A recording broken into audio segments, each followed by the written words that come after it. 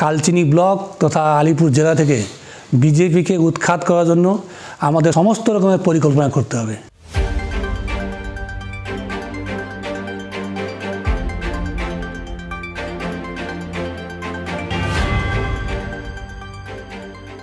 লোকসভা নির্বাচনের আগে আলিপুরদুয়ার জেলায় তৃণমূলের সংগঠনের বড় রদবদল। আলিপুরদুয়ার জেলার 6টি ব্লকের মধ্যে 4টি ব্লকের তৃণমূলের ব্লক সভাপতি পদে নতুন মুখ। কালচিনি ব্লকের সভাপতি হলেন অসীম কুমার লামা, আলিপুরদুয়ার 2 ব্লকের সভাপতি হলেন পরিতোষ বর্মন, আলিপুরদুয়ার 1 ব্লকের সভাপতি তুষারকান্তি রায়, ফালাকাটা ব্লকের সভাপতি সঞ্জিত দাস, মাদারিহাট ও কুমারগ্রাম ব্লকের সভাপতি অপরিবর্তিত রয়েছে। কুমারগ্রাম ব্লকের সভাপতি ধীরেশ চন্দ্র রায়কে পুনরায় ব্লক সভাপতির দায়িত্ব দেওয়া হয়েছে এবং মাদারিহাট ব্লকের জয়প্রকাশ টোপ্পকেও পুনরায় ব্লক সভাপতির দায়িত্ব দেওয়া হয়েছে।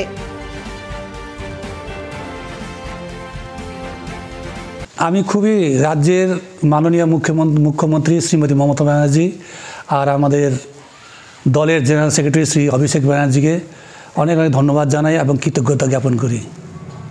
আমাকে যে উনি যে দায়িত্ব দিয়েছেন, আমাকে যে বিশ্বাস এবং ভরসা করেছেন, তাকে আমি পালন করার মানে চেষ্টা করব। কি করবেন প্রথমে দল নিয়ে সমগ্র সবাইকে নিয়ে বসবো এবং আগামী লোকসভা নির্বাচন, সেই নির্বাচন একদম আমাদের একদম সামনে সময় নেই, আমাদেরকে সবাইকে নিয়ে ঝাঁপিয়ে পড়তে হবে এবং আমাদের কালচিনি ব্লক তথা আলিপুর জেলা থেকে বিজেপিকে উৎখাত করার জন্য আমাদের সমস্ত রকমের পরিকল্পনা করতে হবে।